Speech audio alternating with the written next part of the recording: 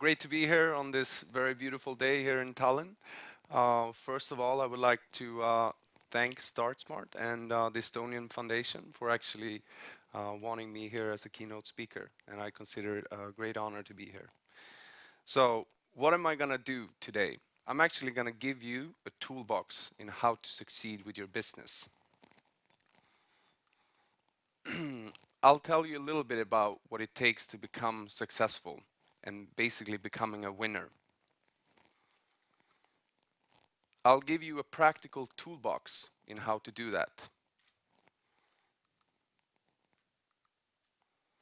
I will inspire you with examples from the music industry and from my past experience. So, welcome. My name is Tobias Edström. I'm 30 years old and I was born in Sweden originally. Even though I've been living abroad for many years lately, that's my home country. And there are many things that I'm actually proud of in terms of my home country. But actually, there were one Swedish man in particular that came to have a huge impact on my life. And it was this guy. Everybody familiar? Yeah. So this guy here is Björn Borg. He's the most successful tennis player ever coming out of Sweden. And this guy inspired me to start playing tennis at the age of 4. What I didn't know at the age of 4 was that the next 20 years of my life would actually be about tennis. When I was 15 years old, I was lucky enough to represent Sweden in the World Championships for juniors in Miami, Florida. Due to the fact that Sweden is a pretty small country, we were only granted one spot in this main draw event. And this spot was taken by a higher ranked countryman of mine. So I had to actually play 3 qualifying rounds to get into this main draw of this huge tournament.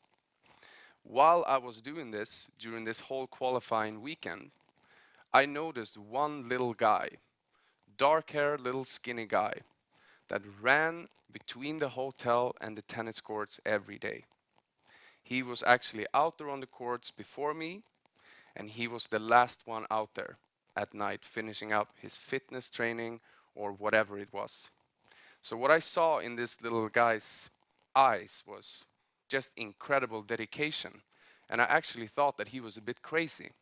Because why would you waste so much energy when you have the biggest tournament of your 15-year-old life right around the corner? So I qualified, I won 3 rounds, and I beat some really good players.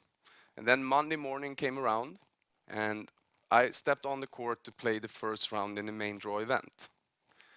I can tell you that this was the only match that I played at the Orange Bowl in the main draw event that year. And you know why? This is why. This guy stepped on the court. So, Roger Federer, the best tennis player of all times, according to me. Looking to 16 major wins, he is actually the greatest of all times. So, my next question is, why did Roger Federer become the greatest tennis player of all times? According to me, there were 4 factors. First one, talent. He is extremely talented. He was already extremely talented at the age of 15. I had played many older players that were really, really great. But what I saw in terms of shot making, playing this guy I had never seen before. And I knew that this guy will actually become something really great one day. And boy, was I right. Boldness. He is bold. If any of you have followed his close matches against Nadal, Djokovic, or you name it, he is bold. He comes up with the unexpected on the most critical points in the games. Persistence. Also showing what he did at the age of 15, just running to the courts, practicing incredible hours just before the biggest tournament. I remember it was humid, it was 100% humidity back then, It was really, really hot. He didn't care. He needed to get those hours in, and he did. Faith. I saw in his eyes already then, and I see it still. This guy believes, and he believed that he would be the greatest player one day. Some people back then called him crazy. I called it having faith and being dedicated. So, what happened to my tennis career? Why am I here speaking to you guys and not actually getting prepared for the Key Biscayne? Well, I didn't have what it took. I didn't have enough of the 4 factors. I don't know if it was factor 1, 2, 3, or 4. It doesn't matter. But what I actually did have enough, I had enough to actually go and play college tennis in the state of South Carolina. And this is the flag that you see behind me right now. So I went there and I played college tennis, and I graduated with honor from the School of Business, and I finished up as an NCAA All-American tennis player. After I graduated, I went back to Sweden. I needed to get a good job. And the internet has always fascinated me, and the way it actually connected the world. Also, the business sort of opportunities that came along with the internet really fascinated me. So I got into media sales and business development. And it went pretty well. I did that for quite a few years with quite a lot of success. So one day, I got an email from this guy's people. Anybody know who he is? Anyone? It's Daniel. It's actually the CEO and the founder of Spotify. So he showed me what was the test version of Spotify. Just a very plain, basic version of Spotify. I tried it for about 30 seconds, and then I said, where can I sign? I want to be involved. This is going to be huge. And it was. So I started building sales in Sweden, pitching the brand new ad product to all the ad agencies and clients, and did that with quite some success. So I went on to do the same thing in Norway. Actually promoted the sales director over there. Went on to do the same thing in the Netherlands, but also launching the whole Spotify business and launching the service over there as a country manager. This was a lot of fun. But is it always glamorous? I would say no. This is what I faced coming to Amsterdam. Where do you start? I didn't receive a lot of directions, actually. In terms of the management style in Spotify, it's not about giving a lot of directions. They give some, but it's also up to you to prove that you can actually do it. And you grow with the mission, sort of. So, one thing they actually told me, keep it lean and mean. And what does that mean? Well, it certainly means that you don't want to be this. You don't want to be fat and happy, right? You want to be really hungry at achieving something. So, lean and mean means also don't spend too much money. So where did I go to get the office furniture? Of course, the Swedish pride, right? Furniture to decent prices. Quality maybe so-so, but anyways, it works. So I started out buying a chair. That was all I needed. I needed somewhere to sit. I figured I could have the laptop in my lap, but I needed a chair. So I bought a chair and I fitted it into my little car, and off I went. And then I shipped the other desks and whatever. So started with the chair. So now, besides the chair, what did I need for a successful launch? Please think about that for a minute. I'll get back to it. But first, I'm here to share my experience, but not only about startups. I also would like to talk about business models. Why is business model innovation so important today? Think about that for a second. Here we have this guy, really smart guy, looking into the glass bowl, trying to predict the future. Just like the guy in the movie, The Sixth Sense. You know, he sees dead people. This guy sees dead companies.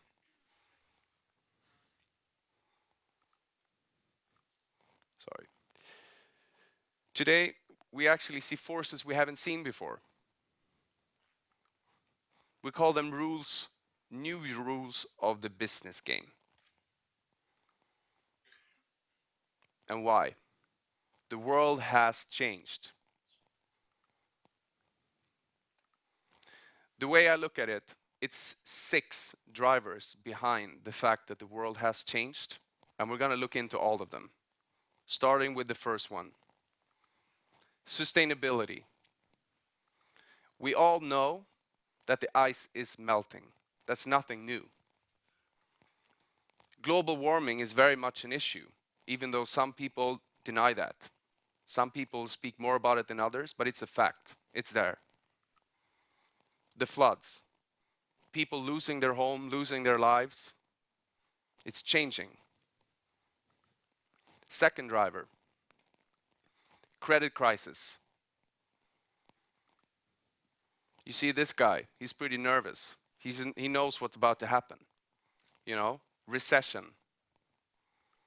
People losing their jobs, losing their homes. So this slide here shows actually what shape the global economy is actually in. Yeah, it's quite funny, but it's also a bit scary, right? Third driver. It's my turn economy. Do you guys know that the Chinese word for opportunity and crisis are the same?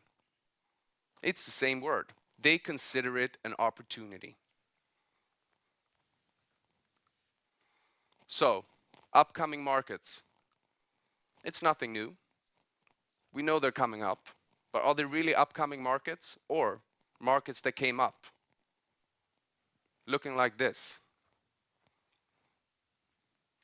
We know that China has a huge growth to expect in the upcoming years, and we have seen nothing yet, to be honest.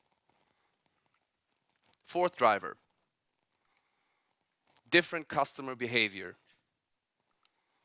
We can also call it lifestyle age complexity. Looking at these two guys, what can you tell me about them? Nothing really. You know, this guy wearing the orange whatever he's wearing, the only thing you can say about him is that he's cold. You don't know if he's a CEO of a large corporation. As far as I know, he is. But he's definitely cold too. So, we're dealing with Generation Y.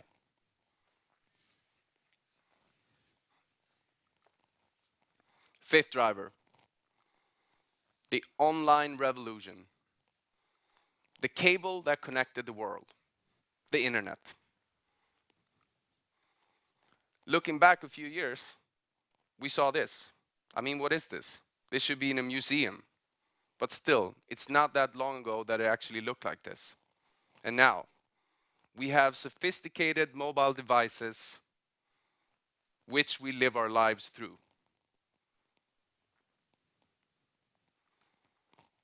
Sixth and the last driver, technology. Looking at these brilliant products presented by Apple, it's not that crazy that out of everybody logging into the internet in the US last year, more of them used a mobile device doing so than an actual desktop or a laptop. Skype, a brilliant innovation coming out of this country. We stay connected and do video calls all over the world where we can actually see each other using the VoIP and the computer. That's fascinating. So, once again, the world has changed. Let's look into an industry that I know, the music industry.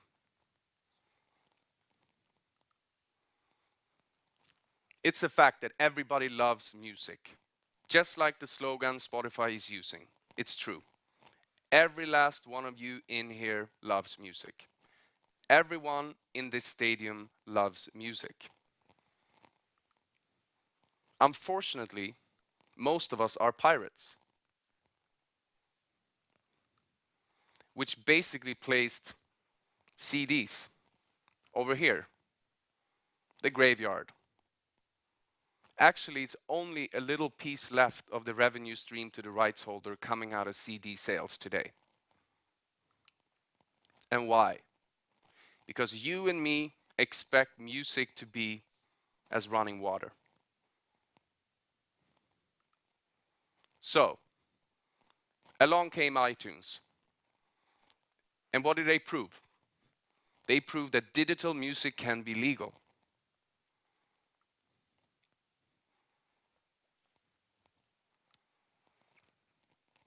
Then along came the iPod and showed the huge potential of mobile music. And this got the attention of guess who? The 4 major labels.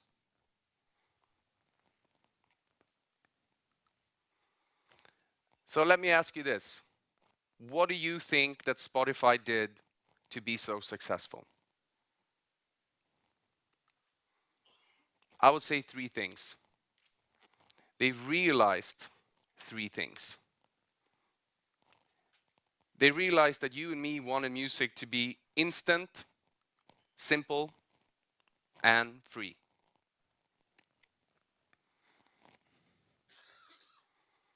So, the record labels had no choice. They knew it was either innovate or die. And that was the fact they were confronted with. According to me, there were 2 key success factors for Spotify. First one, technology. It was out there, they had it. A brilliant technology that made it possible to stream music instantly.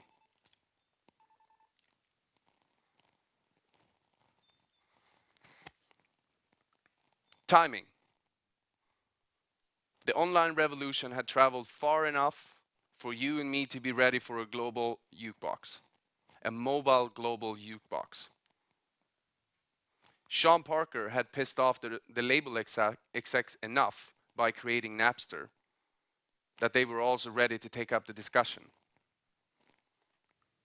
Why did it work?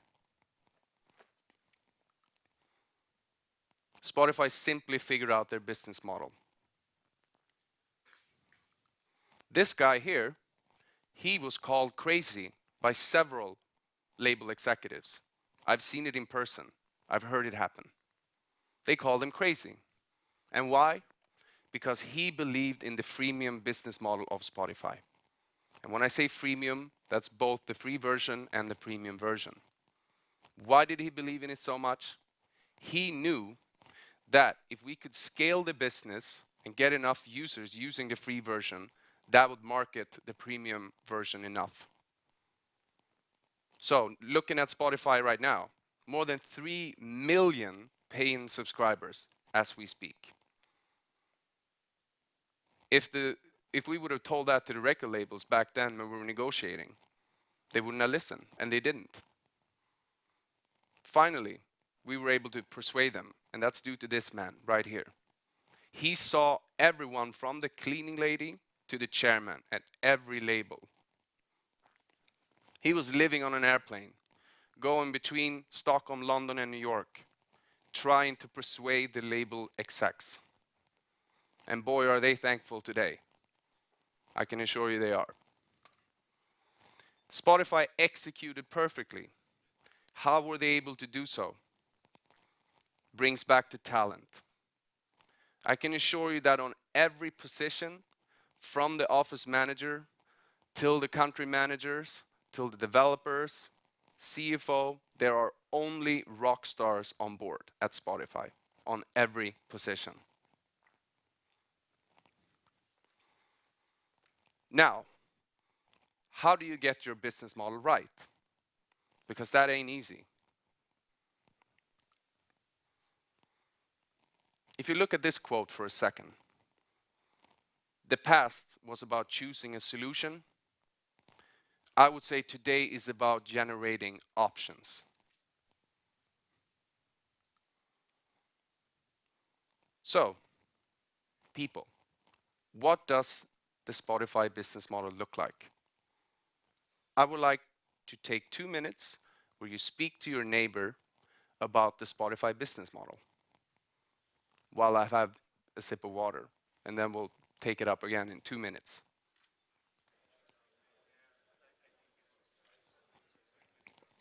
Thank you. So, what is a business model? Or models, business models. What is that? If you Google, you get this. It's not completely accurate, as you can see. We'll try one more time. We get this guy.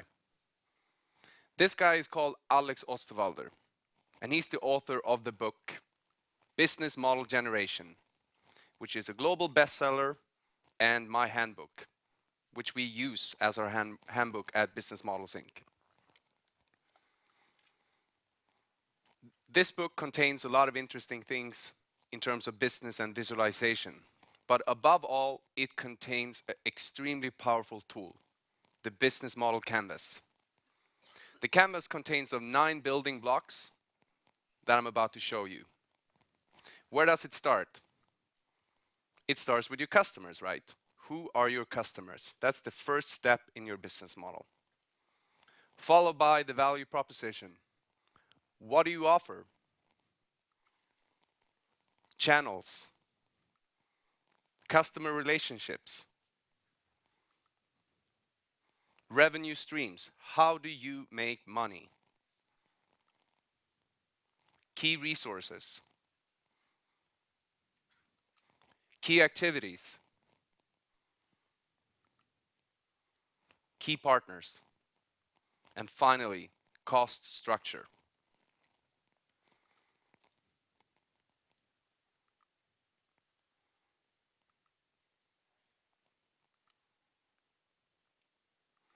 So, you guys discussed the Spotify business model. So, let's look into it by visualizing it and see if you guys were far off or spot on. Let's do it. So, customers. Who are the customers?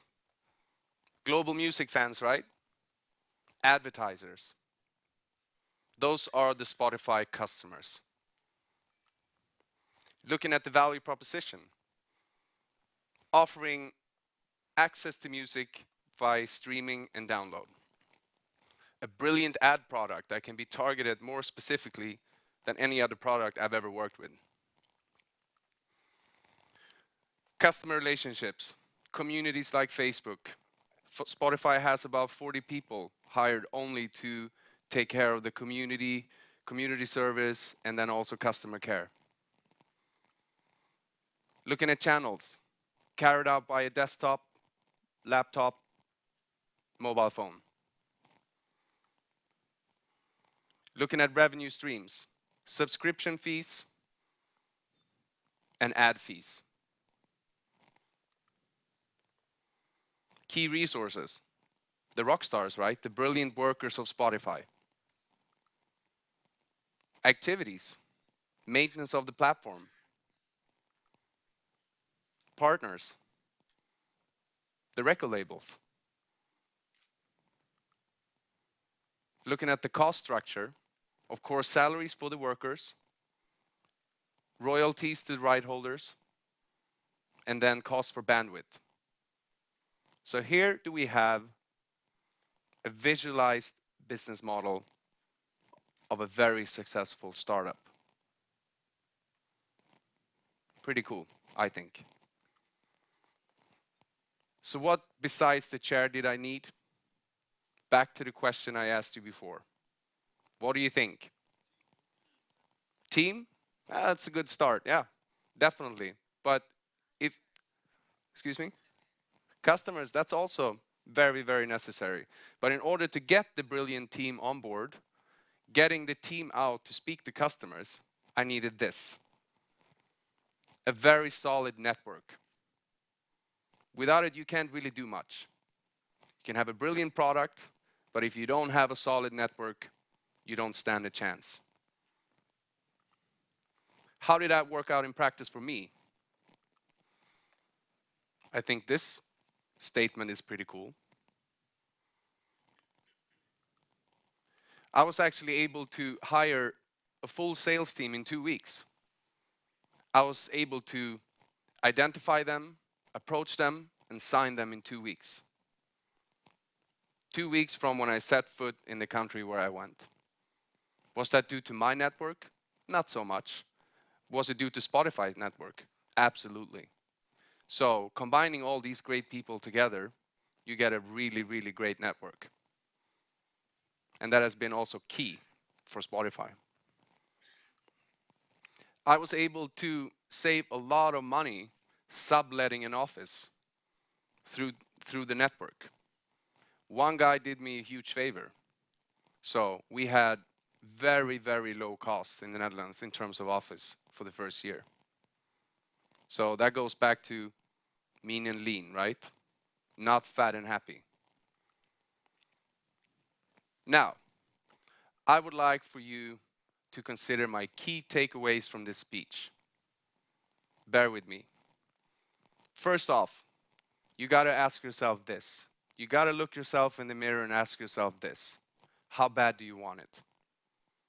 If you're not willing to work 24/7, and that means really 24/7 on your startup, this is not for you. You should find another solution to your career. Forget the business plan. It's very likely to be outdated by the time you're finished writing it. It's about the business model, not the business plan. Proper execution. Make sure you have enough talent on every position in your company. Mean and lean, once again. You want to stay hungry. You want to be in control of your burn rate. You want to have a bootstrapping idea in mind when you go along. It's about the network. Validate your network before getting started. Do you have all the pieces covered? All areas covered?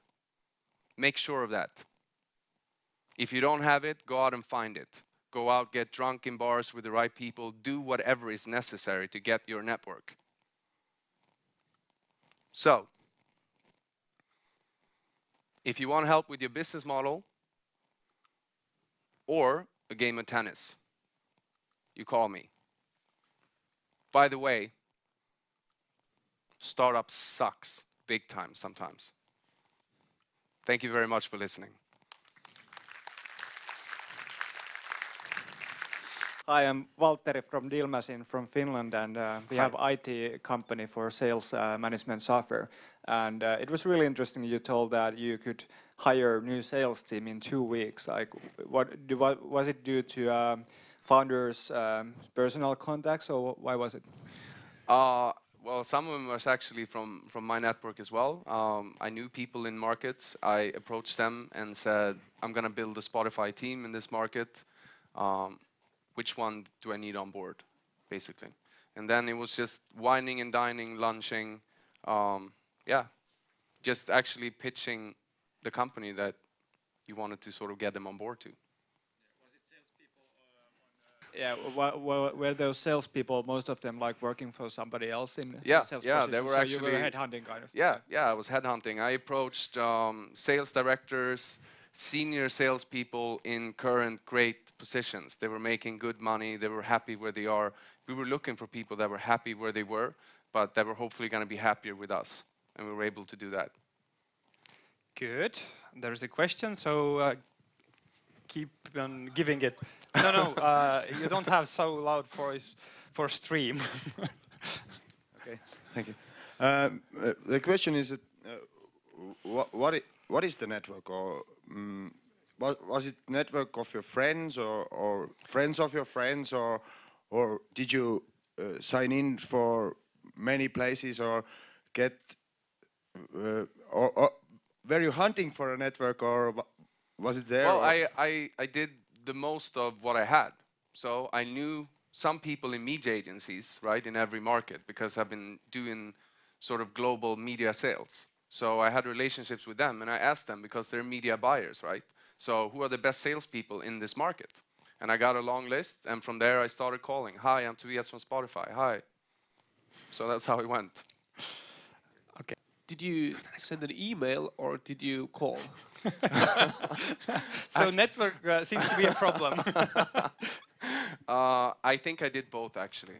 I love cold calling as well. Just hello. You know, I started with sales, so that's me. So I did that for the most part, and then if they didn't pick up, I send emails. But you know, emails they actually have a chance to escape.